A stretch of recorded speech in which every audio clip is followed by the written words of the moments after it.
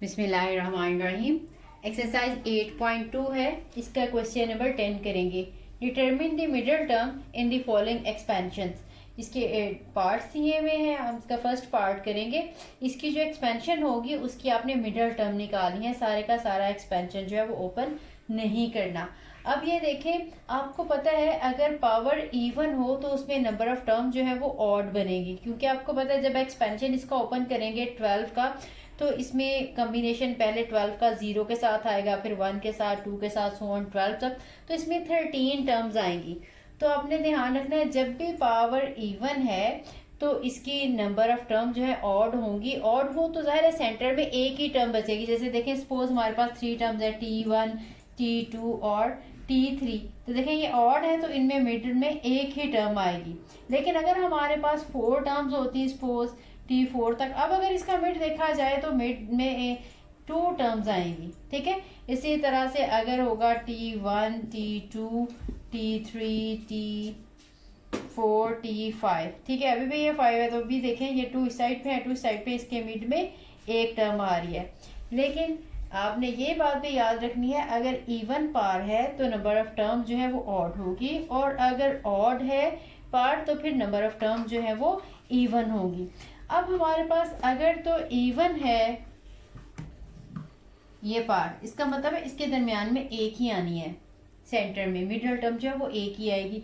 आपको पहले मैं दोनों के फार्मूला ही बता देती हूँ, फिर उसके बाद उसके अकॉर्डिंग हम निकालेंगे, क्योंकि हमने सारी एक्सपेंशन ओपन करके नहीं बताना, हमने सिर्फ मिडिल वाली टर्म जो है वो फाइंड आउट कर लेनी है।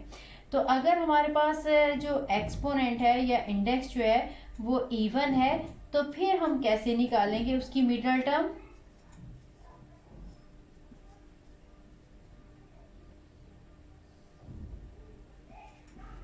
फॉर इवन पार्ट, अगर हमारी पार्ट इवन है तो हमारे पास जो मिडिल टर्म होगी वो n+2/2 ट्वेल्थ टर्म होगी।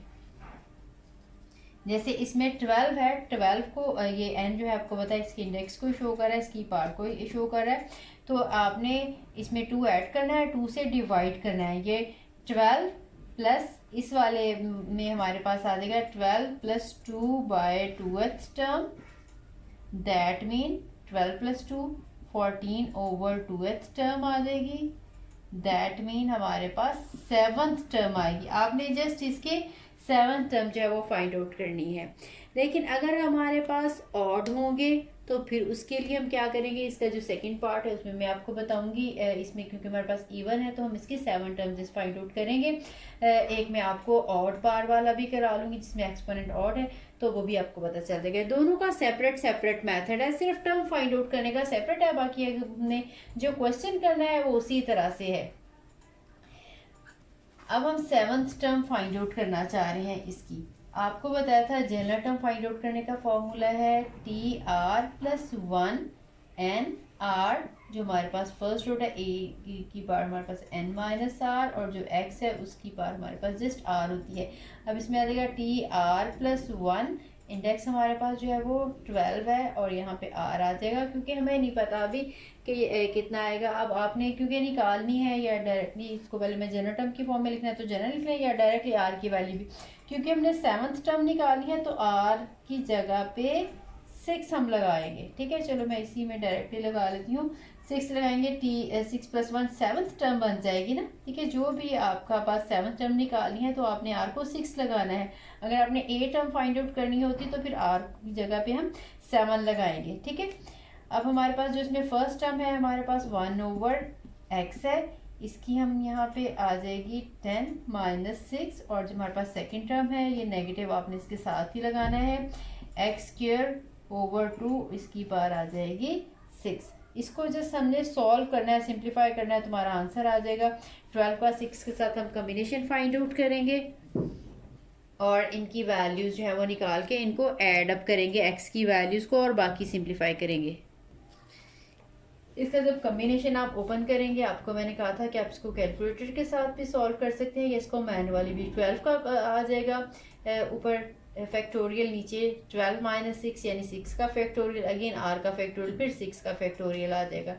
12 फैक्टोरियल, 6 फैक्टोरियल एंड 6 फैक्टोरियल।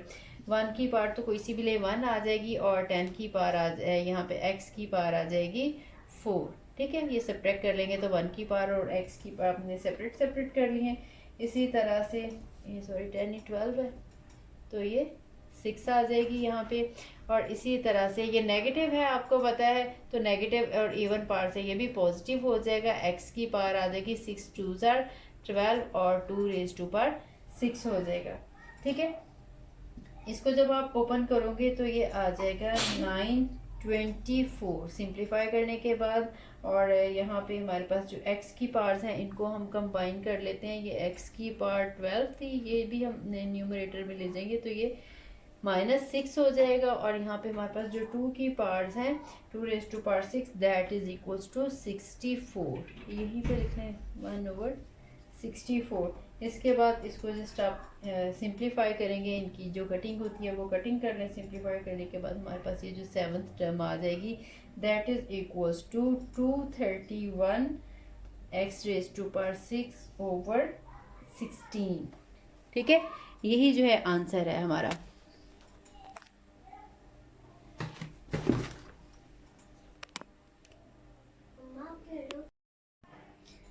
बिस्मिल्लाहिर्रहमानिर्रहीम।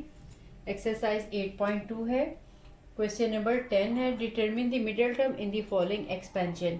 ठीक है, इसका पहले फर्स्ट पार्ट मैंने आपको करवाया था। फर्स्ट पार्ट में जो आपका इंडेक्स था वो इवन था, इस वाले में हमारे पास जो इंडेक्स है ये ऑड है। इवन वाले की अगर हमने निकालनी होगी मिडिल टर्म तो उसके लिए फार्मूला n+2/2th टर्म जो है वो हमें निकाल लेंगे। लेकिन अब हमारे पास जो है वो इंडेक्स जो है वो ऑड है, नंबर है, तो इसका मतलब है हमारी नंबर ऑफ टर्म जो है वो इवन होगी, क्योंकि एक्सपेंशन में एक टर्म इससे ज़्यादा होती है जितना भी इसका इंडेक्स होता है। तो इसका मतलब है मिड में हमारे पास 2 टर्म बचेंगी, वो हमने देखना है कि वो कौन सी 2 टर्म्स होंगी। तो पहले इसका मैं फॉर्मूला आपको बता देती हूँ। मिडल टर्म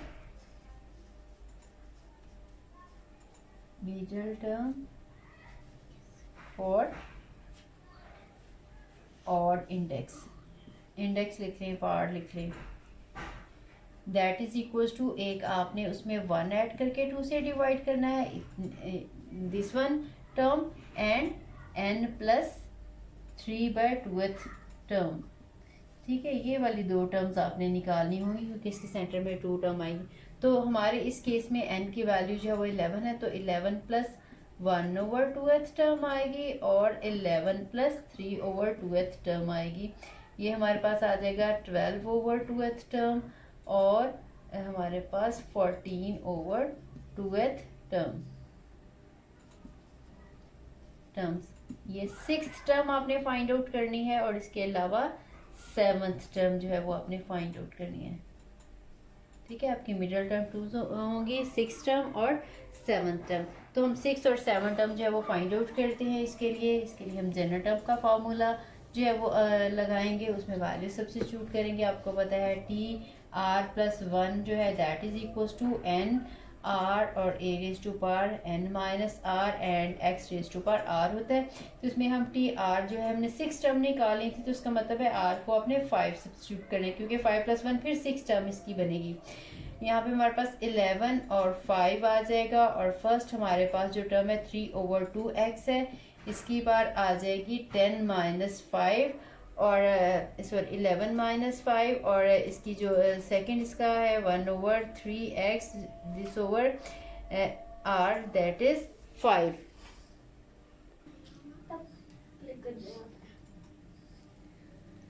इसको हम सॉल्व करते हैं। ये आ जाएगा 11 फैक्टोरियल और ये 11 - 5 करेंगे तो 6 का फैक्टोरियल आ जाएगा और फिर 5 का फैक्टोरियल आ जाएगा और यहाँ पे आ जाएगा 3/2x रेज टू पावर 6 और -1/3x रेज टू पावर 5। इसको जब हम फैक्टोरियल्स को ओपन करके सिंप्लीफाई करेंगे तो ये आ जाएगा 462। ये आ जाएगी 3 raise to power 6, x raise to power 6 और 2 रेज टू पावर 6 और ये नेगेटिव है तो ये नेगेटिव इसके साथ रहेगा क्योंकि ऑड पावर है। 1/3 रेज टू पावर 6 और x 3 raise to power 5 and x raise to power 5 आ जाएगा। ठीक है, इसको मज़ीद हम थोड़ा सा सिंप्लीफाई करते हैं। ये हमारे पास 6 टर्म है T6। आपने 6 और 7 2 टर्म जो है वो फाइंड आउट करनी है।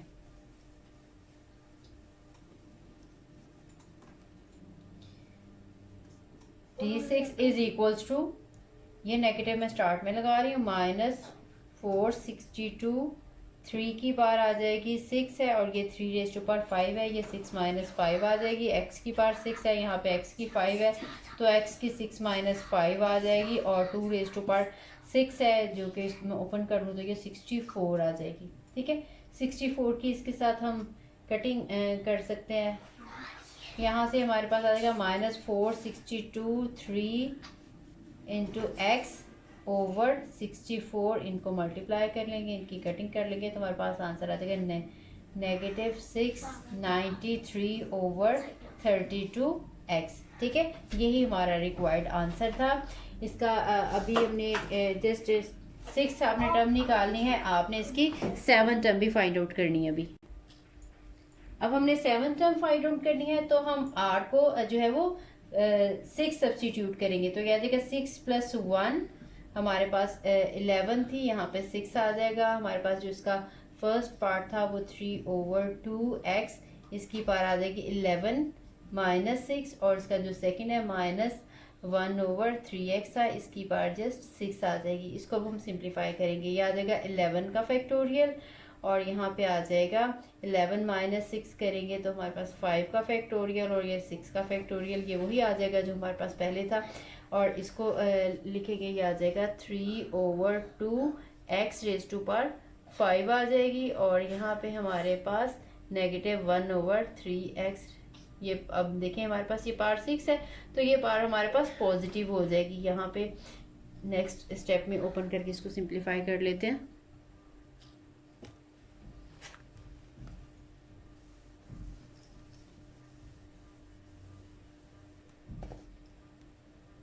ये T7 टर्म है, T7 इन 7th टर्म है। ये इसका आंसर देखें, यही थी 11 फैक्टोरियल 5 फैक्टोरियल और 6 फैक्टोरियल। तो इसका आंसर है हमारे पास 462। यहाँ से हमारे पास आ जाएगा 3⁵ x⁵ 2⁵ इंटू 1/3⁵6 एंड x⁵6। ये हमारे पास आ जाएगा 462। 3⁵ है, ये 3 की भी हम पार्ट जो है इकट्ठी कर लेते हैं, हम x की पार्ट भी इकट्ठी कर लेते हैं। 2⁵1/32 होती है, ये 3⁵6 - 5 और x⁵6 - 5 आ जाएगा।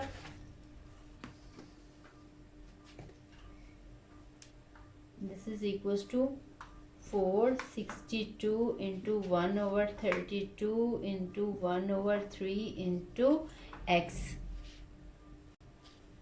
इसको सिंप्लीफाई करेंगे कटिंग करने के बाद तो इसका आंसर आ जाएगा 77/16x। ठीक है, तो आपने जो दोनों टर्म्स निकालनी थी T6 और T7 दोनों हमने फाइंड आउट कर लिए हैं।